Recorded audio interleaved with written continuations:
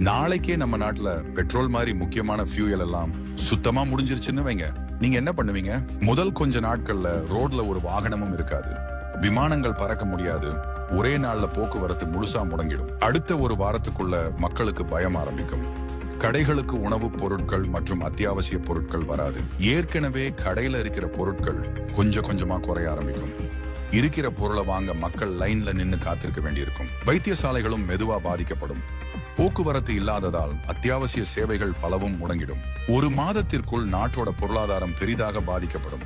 விமான சேவை, கப்பல் போக்குவரத்து, பல தொழிற்சாலைகளும் நிறுத்தப்படலாம். நிறைய மக்கள் வேலையில்லாமல் வீடுகளில் முடங்கி இருப்பார்கள். இதனால் மக்களின் சேமிப்பு பணமும் குறைந்து பெரிய பொருளாதார நெருக்கடி உருவாகும். அதுக்கு பிறகுதான் விவசாயத்தையும் விவசாயிகளையும் மக்கள் கடவுளாக பார்க்க ஆரம்பிப்பார்கள். நகர் மக்கள் மெதுவாக தங்கள் கிராமங்களுக்கு திரும்ப ஆரம்பிப்பார்கள். சிலர் மிதிவண்டியில் பயணம் செய்வார்கள், சிலர் நடந்து போவார்கள். மெதுவாக மனிதர்கள் மறந்து போன வாழ்க்கையை மீண்டும் தொடங்குவான்.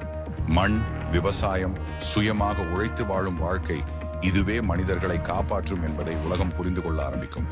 பிறகுதான் மனிதன் சூரிய சக்தி, காற்றாலை சக்தி, மின்சார வாகனங்கள் போன்ற இயற்கைக்கு தீங்கு இல்லாத தொழில்நுட்பங்களை வேகமாக உருவாக்க ஆரம்பிப்பான். ஆனா அந்த காலம் வரும் வரை உலக மக்களுக்கு தெரியாது.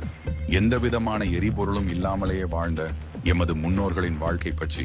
அவர்கள் நடந்து சென்றார்கள், மாட்டு வண்டியில் பயணம் செய்தார்கள், பொருட்களை எடுத்துச் சென்றார்கள்.